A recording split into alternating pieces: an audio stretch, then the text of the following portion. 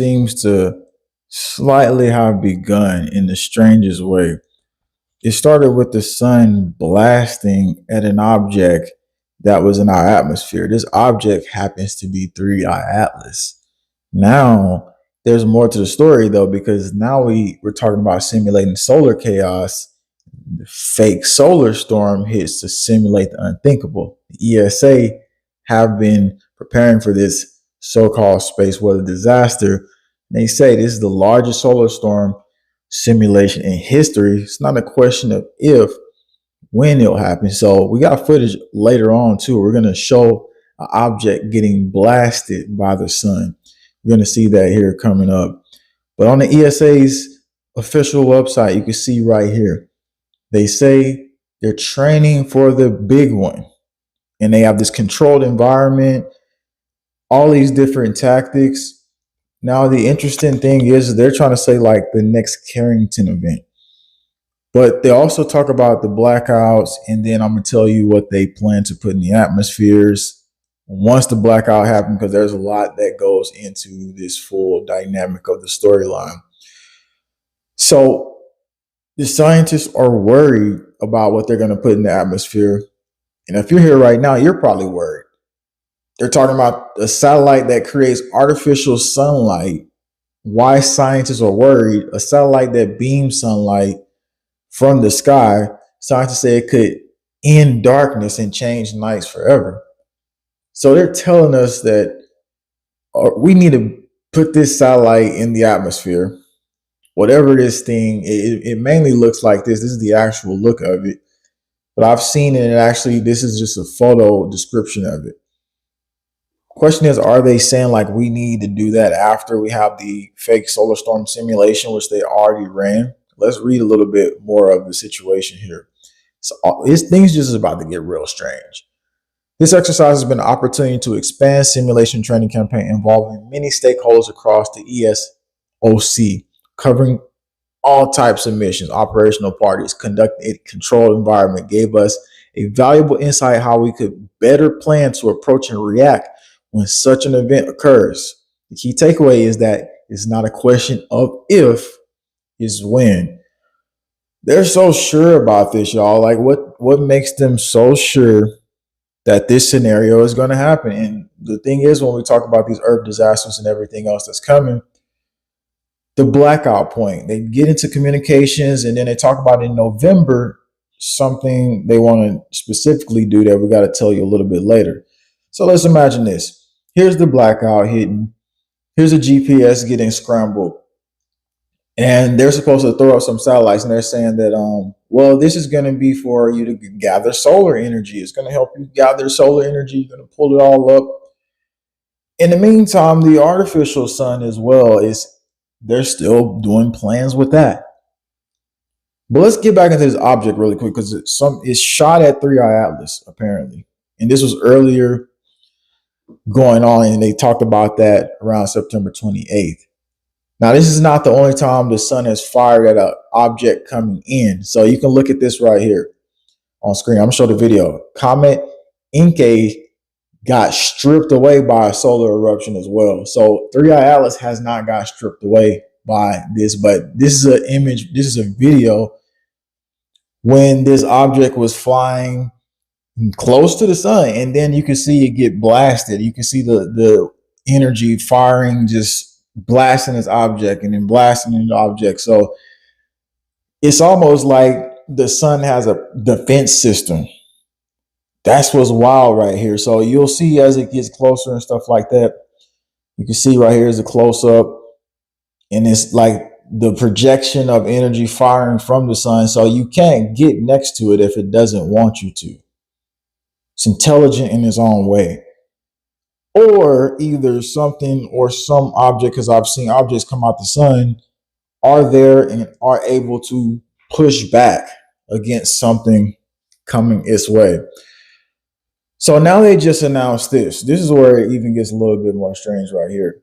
The disruption events we're going to have because our weather changes and the pattern changes, we're going to get into it. But now all of a sudden, the comet 3I Atlas has blasted a jet towards the sun. And they're saying this is in new images that came out. This was just published yesterday. So as of the 24th of October, 2025. So what is this back and forth blasting? Is this a show? Is this really the operations in the sky that we're starting to see happen? But either way, any mission that they have usually has something tied to a crisis management operation. Let's read a little bit into this situation. Space weather drill simulates Carrington level solar storm, challenging satellite safety, mission control, and response. So, what do we have to look into? What do we have to worry about in general? Well, obviously, they tell us that no communication is in here, no navigation, so you can't navigate. Don't think you're going to use a cell phone, electronics, collisions. ESA teams face a scenario unlike any before, a solar storm of extreme magnitude. Fortunately, this nightmare unfolded not in reality as part of a simulation campaign for the Sentinel 1D, pushing the boundaries of spacecraft operations and space weather preparedness. Fortunately, it didn't happen, right? Fortunately, whenever the event is set to happen or whenever it does happen, don't you think this crisis will be managed in the most appropriate way? But it's not about how the crisis will be managed. It's kind of about how we will react as people. And in America at large, and you know, all this selfishness, thinking that, oh, it's all about me and how I'm gonna do this all on my own and I'm gonna protect my family and I'm gonna make sure everybody goes down before I go down. That's the downfall of society right there. They're just waiting for that type of mentality and scenario. Let's read a little bit more into the European Space Agency. But I know people here, we have the heart, spirit, mind, and integrity and courage to stand up against all attacks, but we will not be manipulated by psychological operations. The scale and variety of impacts push us and our systems to the limit, but the team mastered the challenge. And that taught us that if we can manage any real time contingency. So it's a contingency plan, it's a backup for a backup. And they're talking about infrastructure of the future and the infrastructure. They're talking about virtual power grids. Have any of y'all heard anything about these virtual power grids? And yeah, we have to keep a very watchful eye because you could be manipulated by a psychological operation. But these virtual power grids is something they're saying that's going to be very attainable, something that they're going to be pushing a lot for us to have in the future. And how is that going to turn out? We'll get more into all of that. Let's read a little bit more and get some things that everybody here in the comment section is saying. Oh, before we get to that though, like if you're here, you're live right now, and you made this far, I put out the highly most important video. The massive hot blob has returned, is boiling beneath the West Coast. And if you leave this video, you should look in the comment section first before you think about doing that and watching that, because we found different patterns happening on the West Coast, stuff billowing up. We put all the pieces to the puzzle together and investigated this like nobody on the internet has. They tried to make sure that video didn't get out there. So now the reason why you should watch that video if you're newly tuning in is because we're getting exactly what we broke down in that video. An early disruption event starts, a polar vortex bringing weather changes over the United States, Canada, and Europe. This is a part of the nature of changes around us, from the seasons, from the animals shifting, just the ground geothermal activity, heat starting to intensify. And now we get this super cold winter. And then around Europe, they're saying a mini ice age potentially could happen. And we're going to keep monitoring that. But what we know right now is that it is going to get really, really cold. So if they were to pull off a blackout, and if this was to happen here as this fake solar storm, and speaking of a fake solar storm, in 2013, they went and they simulated a fake solar storm. I'm going to take you back into the simulation though here, and we're going to talk about that because there's much more to talk about. It's important. So yeah, these same researchers, they're able to replicate how solar flares form by creating a banana-sized loop of plasma in a laboratory. That was in 2013. Who's to say right now they haven't perfected their craft and are able to do even more? Would you put it past them? Would you think that they didn't manifest some type of technology into this reality? Contacting I don't know who. because we know they do contact different things in this universe. And yet they haven't even constructed the bridges. They delayed them, saying that, oh, we're going to get Burnside Bridge in Portland ready. But now officials in Multnomah County hasn't even started the construction for earthquakes that's going to be hitting along the West Coast. It kind of just shows the character of these people. So let's go down into this really quick. Do you feel so protected by the government in control today? Do you feel that as a society at large, we're appreciated? Do you feel that the dollars you spent, your hard-earned money, went to the right places over the course of years? Because if you don't, then that means a magnificent change needs to happen. And it's only going to happen if you take the step and make that change today. Whatever it is in your life, whatever step you need to take, start taking it. Don't make excuses. Take action. They're taking action on every level, and that's the problem right now. We let these entities take over and do whatever they want while we sit back and watch. Now let's go deeper into the simulation here. The last time one of these big solar situations happened, all across the West Coast up to Alaska, we're hit by this solar storm. And you can see where all the areas was affected here. And so you need to take all that into account. Shielding technology, everything else that you need to do. But I'm going to go into this part right here because this is the other part of the simulation that needs to be heard. Because this is something that's going to affect our world somehow, some way, whether you believe it will be a solar storm or not. Because it could be something different. Still need to know exactly what they're talking about. So, all right, don't go anywhere. I'm back. That always happens like midstream. I get a cutoff and then I'm back with you. Now I'm about to talk about exactly where we left off at.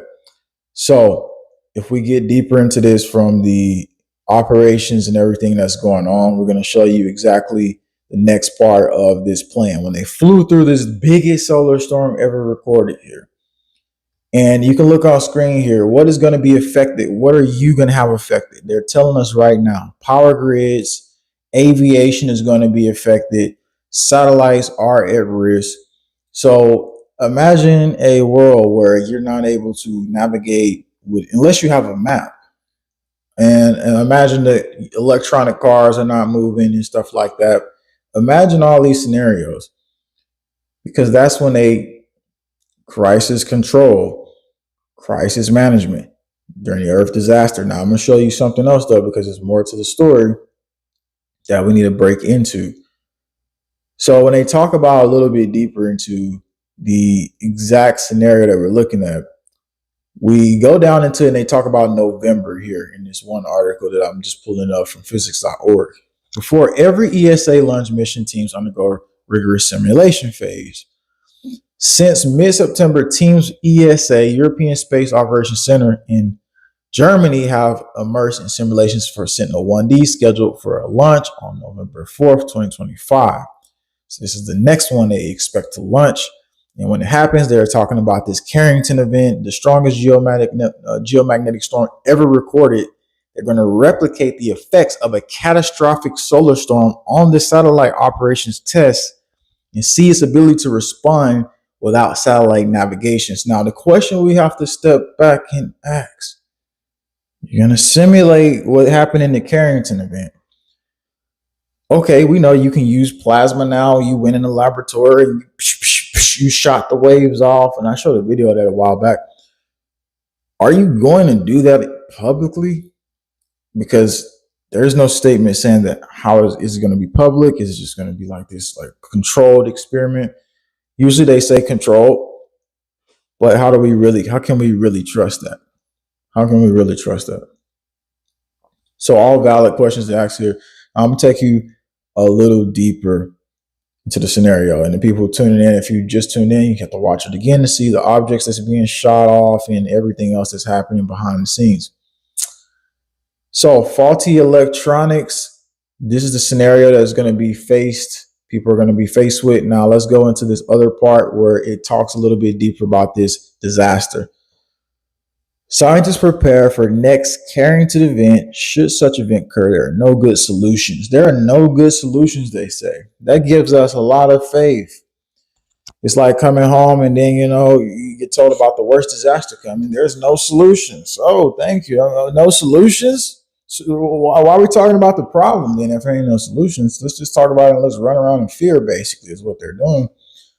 Government disaster preparedness. I'm not saying the government is doing that, but in so many words, you see what's happening. The government disaster preparedness isn't limited to crises that originate here on Earth. In fact, experts know that some of the most disruptive, unpredictable occurrences begin on the surface of the sun. For weeks now, emergency planners at the European Space Agency have been conducting test runs to improve response for cataclysm solar storm. And while today's digitally interconnected world means that such an event would inevitably disrupt global systems, researchers are working to ensure humanity has the biggest lead time possible to avoid the worst case. But you just said there is no solutions. Like, is this ultimate gaslighting? Like, let's read the article again. So they tell you at the top of the article in quotations, should such an event occur, there are no good solutions. And then at the bottom of it, it says we are working to avoid the worst case possible. And it's like if I knew somebody and I'm talking to them and they say two different things to me, I'm not going to trust that person because that just doesn't seem trustable. So this is the event that at large right now, this is something that we've seen the shifts in the magnetic field. We've seen cars, we've seen glitches, we've seen voices come into vehicles based on what people hear. Thank you, everybody here who gave me that research. And for the new people tuning in, you can also give us information like that. It's jackson2447@gmail.com. We're just this big community watching each other's back, looking out for each other, having conversations, not being the ones who think such a way where we put these people on a pedestal, but giving ourselves this thinking, this thought, this creation form, something they don't really like us to have. This is what we all been doing here. And so again, if you hit that like button while you're here, you can get the information out. You spread it farther and wider. The important thing I put out, obviously, the JWTV disaster preparedness PDF guide. You got that in the chat section. You can make plans with your family. You can plan about, okay, contact point, emergency point, or when earthquakes happen, the sinking zones, the landslide zones, all this stuff is in there. The military prepared for this and that. All that is in there for you to look at. You're welcome. People said thank you. I appreciate every last one of you. The massive hot blob returning on the West Coast. That should have hundreds upon thousands of views because it's actually affecting a lot of stuff from the animals to people's just daily living on the West Coast. Random events like unusual storms showing up. I put a lot of time into that. So you want to look at that. And then tomorrow you want to be here because we're supposed to interview a professor who's looking into 2020. He's been studying this for years. He's looking at Planet X. He's seen different things that's lining up and he saw how these shifts are happening. And the research he's done kind of lines up with research I've done as well, which is why I wanted to come on, because we're going to look at the timeline of these events and kind of give you a future warning before it happens based on the current events that's already happening. So you want to see that. You want to check that out. That's going to be tomorrow. Don't know what time it'll be out, probably midday. So you want to come back and then check then. But like I said, you want to check out on the left-hand side the video that I put out just the other day. The massive hot blob moving along the West Coast is boiling. It's been, stuff popping up out the ocean. It's been confirmed, and that's going to lead us to the major shifts that you haven't seen yet. So thanks for tuning in. We'll have a lot more coming.